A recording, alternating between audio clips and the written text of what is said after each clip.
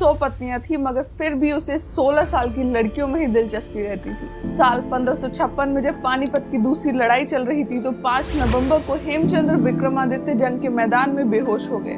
दुश्मन सैनिकों ने उन्हें बंदी बना लिया और सैनिक ने उसे बादशाह के सामने पेश किया। वो बादशाह जो सिर्फ 13 साल का बच्चा था, नाम था अकबर। उसने बेरहमी से बेहोश राजा हेमू का सर कलम कर दिया। अकबर ने तारीफें बटोरने के लिए हेमू का सर काबुल भेज दिया, तो वहीं उसके शरीर के धड़ को दिल्ली स्थित पुराने किले के दरवाजे पर लटकवा दिया। इसके बाद 13 साल के अकबर ने राजा हेमू के सारे सैनिकों को मारकर उनके सर लाने का आदेश दिया। राजा हेमू के एक एक सैनिक को पकड़कर उनके सर कलम कर दिए गए। ईंट और पत्थरों का इस्तेमाल करके इन सिरों का एक टावर बना दिया गया। आपको बता दें कि पानीपत की दूसरी लड़ाई दिल्ली पर कब्जा हासिल करने के लिए लड़ी गई। अकबर, जिसे द ग्रेट बोला जाता है, असल में एक धूर्त, क्रूर और यंग लड़कियों का शोषण करने वाला शासक था। अकबर की इन बातों का जिक्र इतिहास की किताबों में कम किया जाता है। कुछ ऐसा ही सही इतिहास जानेंगे हम इस वीडियो में। जलालुद्दीन मोहम्मद अकबर, मुगल सल्तनत के सबसे कामयाब और फेमस बादशाह। अकबर भारत की मिडीवल हिस्ट्री का एक ऐसा नाम है जिनके बारे में आपने बुरा शायद ही कभी कुछ सुना हो। अकबर के तलबे बॉलीवुड ने भी समय समय पर खूब धोए हैं। अकबर का जन्म 25 अक्टूबर 1542 को राजपुताना के अमरकोट में हुआ था। अकबर का बचपन शिकार करने, लड़ाई करने और युद्ध नीतियां सीखने में बीता था। जब वो सिर्फ 9 साल का था तभी उसे गजनी का गवर्नर बना दिया गया। साल 1556 में जब हुमायूं मरा तब अकबर की उम्र थी 13 साल। 13 साल की उम्र में अकबर पर पूरी मुगल सल्तनत का जिम्मा आ गया। अपने रूलिंग टाइम में अकबर ने बहुत बड़ा खेल खेला था, जिससे मुगलों का साम्राज्य काफी बड़ा हो गया था। वो सभी धर्मों को एक साथ रखता था। अकबर ने हिंदू राजाओं की तरफ दोस्ती का हाथ बढ़ाया। बाबर के समय से चला आ रहा जजिया कर, जिसे नॉन मुस्लिम को भरना पड़ता था, उसे भी खत्म कर दिया। मास्टर स्ट्रोक खेलते हुए उसने कई हिंदू रानियों से शादी की ताकि वो सेक्युलरिस्ट कहलाया जाए। अकबर का कोई भी फैसला कभी एक धर्म के फेवर में नहीं होता था, वो सभी को बराबर रखता था। मगर ठहरिए, इन सभी फैसलों के पीछे एक अच्छे इंसान का दिल नहीं बल्कि शातिर बादशाह का दिमाग था। अकबर सभी धर्मों को साथ लेकर चलने में विश्वास रखता था, मगर अच्छाई के इस नकाब के पीछे छिपा था बुराई का असली चेहरा, वो चेहरा जो हमें आपको कभी भी किसी मूवी, टीवी सीरियल या किताब में नहीं दिखाया गया था। अकबर की हर चाल शतरंज की बिसात की तरह थी, वो चाल जो वो सत्ता की कुर्सी पर बने रहने के लिए चल रहा था। इस खेल की शुरुआत पानीपत की दूसरी लड़ाई से ही हो गई थी। अकबर मुगल साम्राज्य को हर दिशा में फैलाने लगा था। उत्तर और मध्य भारत पर कब्जा करने के बाद अकबर की नजर राजपुताना पर पड़ी। धीरे धीरे उसने राजपूत साम्राज्य पर अपना हक जमाना शुरू कर दिया था। 1557 में बारी आई मेवाड़ की, कैपिटल सिटी चित्तौड़गढ़। 4 महीने की लंबी लड़ाई के बाद मुगल सैनिकों की जीत हुई और वो किले में घुस गए। किले में मौजूद कई राजपुतानियों ने अपनी इज्जत बचाने के लिए आग में कूदकर जान दे दी। किले पर कब्जा जमाने के बाद अकबर ने चित्तौड़गढ़ की जनता को मार देने का आदेश दिया।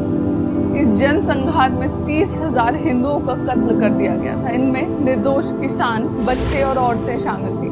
जो बच भी गए उन्हें बंधुआ गुलाम बना दिया गया।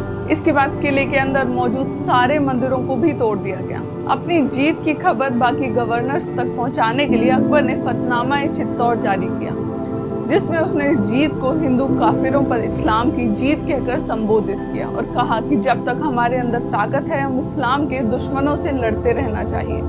इस जीत को सेलिब्रेट करने के लिए उसने फतेहपुर सीकरी का कंस्ट्रक्शन करवाया। हमें जो स्कूल्स में फेक स्टोरीज पढ़ाई जाती हैं, उनकी माने तो अकबर हर धर्म की इज्जत करता था, मगर असल में कहानी कुछ और ही थी। वो हिंदुओं को कीड़ा समझता था। वो हत्या किए गए हिंदुओं का वजन जनेऊ से नापता था। चित्तौड़गढ़ की लड़ाई में अकबर ने जितने भी हिंदुओं को मरवाया था, उनके जनेऊ का वजन कुल मिलाकर 2980 किलो था। दूसरे धर्मों को नीचा दिखाने के लिए अकबर ने कई मंदिरों को भी नुकसान पहुंचाया। अकबर ने नगरकोट के एक मंदिर पर हमला किया। उस मंदिर में मौजूद सभी पंडितों को उसने मार दिया। हमें बताया जाता है कि अकबर ने गौ हत्या पर रोक लगाई, मगर असल में अकबर के सैनिकों ने नगरकोट में पलने वाली 200 गायों का कत्ल तीर मारकर कर दिया था, जिसके बाद सैनिकों ने उन गायों का खून जूतों में भरकर मंदिर की दीवारों पर फेंक दिया। इतना ही नहीं, अकबर ने हिमाचल की ज्वालामुखी मंदिर में बरसों से जल रही ज्वाला को भी बुझाने की बहुत कोशिश की, ज्वाला देवी की ताकत को एक्सेप्ट करके अकबर ने फिर उस मंदिर में एक सोने की छतरी चढ़ाई। कहा जाता है कि देवी ने उसका चढ़ावा लेने से मना कर दिया। वो छतरी चढ़ाते ही लोहे में बदल गई। अकबर का दिल अभी भी भरा नहीं था। वो प्रयागराज गया। प्रयागराज हिंदुओं का सबसे बड़ा धार्मिक स्थल माना जाता था। प्रयागराज को अपने कंट्रोल में रखने के लिए अकबर ने यहाँ पर एक किले का निर्माण करने का आदेश दिया, जिसके बाद प्रयागराज का नाम बदलकर इलाहाबाद कर दिया गया। थोड़े वक्त में शाहजहां ने इसे इलाहाबाद में बदल दिया। 1578 में अकबर ने खुद को गाजी का टाइटल दिया। गाजी का अर्थ होता है नॉन मुस्लिम्स को मारने वाला एक मुस्लिम योद्धा। दोगलापन तो ये था कि अकबर ने फतेहपुर के इबादत खाने में हर धर्म के स्कॉलर्स को बुलाया, साथ ही हर धर्म के विश्वास को डिस्कस करने के लिए सभा बनाई। 1582 में अकबर ने सारे धर्मों की वैल्यूज को मिलाकर एक नया धर्म बनाया। इस धर्म का नाम था दीन-ए इलाही।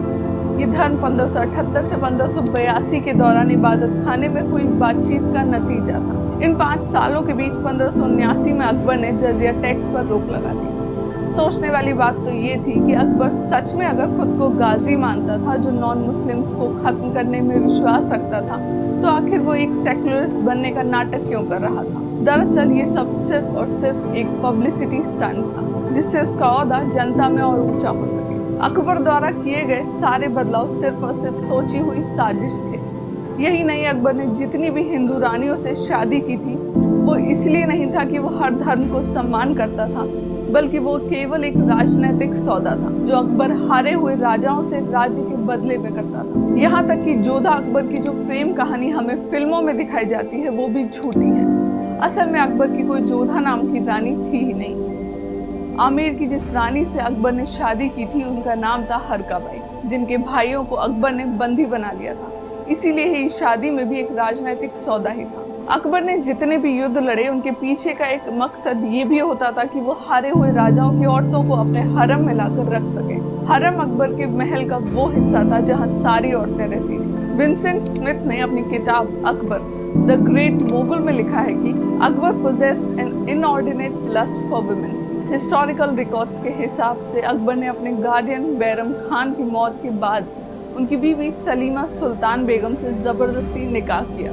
अकबर के हरम में 5000 से ज्यादा औरतें थीं। इनमें से 300 औरतें अकबर की बीवियां थीं और बाकी बची हुई दासियां, कनीजें और गुलाम थीं। हर लड़ाई के बाद अकबर का हरम बढ़ता ही जा रहा था। लड़ाई जीतने के बाद अकबर बंदी बनाई गई औरतों को एज अ सेक्स स्लेव अपने हरम में ले जाता था। तो वहीं कुछ किताबों में जिक्र मिलता है कि युद्ध जीतने के बाद अकबर के सैनिक रानियों की डेड बॉडी के साथ सेक्सुअल अब्यूज किया करते थे। यही कारण है कि जैसे ही अकबर की सेना जीत जाती थी तो राजपुतानियां जौहर कर लेती थी। शाही हरम में अकबर के अलावा कोई भी और मर्द नहीं जा सकता था। हरम पर अकबर ने कड़ा पहरा लगाया था, यहाँ तक कि वहाँ पहरे देने वाला कोई भी सिपाही मर्द नहीं था। अकबर ने किन्नरों को हायर कर रखा था। इन्हें खास मिलिट्री ट्रेनिंग दी जाती थी। हरम की औरतें इनसे डर के रहती। मुगल हरम में पर्दा का भी नियम था, जिसके अनुसार उन्हें अपने से बड़ों के आगे घूंघट करना होता था। यहाँ तक कि शादी के कुछ सालों के बाद तक वो बूढ़ी औरतों से डायरेक्ट बात भी नहीं कर सकती। अकबर के हरम में ऐसे अनगिनत राज थे जो वहीं दफन हो गए। हिस्टोरिकल बुक्स के हिसाब से अकबर ने सती प्रथा पर रोक लगाई थी, पर कहा जाता है कि असल में उस समय जब भी अकबर के लोग सुंदर स्त्री को सती होते हुए देखते थे तो वो उसे जोर जबरदस्ती से रोककर हरम में डाल देते थे। अकबर की क्रूरता का ये एकमात्र पहलू भर है। ऐसे कई हिस्से हैं जो शायद कभी सामने ही नहीं आए। अकबर के बारे में पढ़ने वाले हिस्टोरियंस बताते हैं कि अकबर ने अपने शुरुआती शासन में भले ही क्रूरता की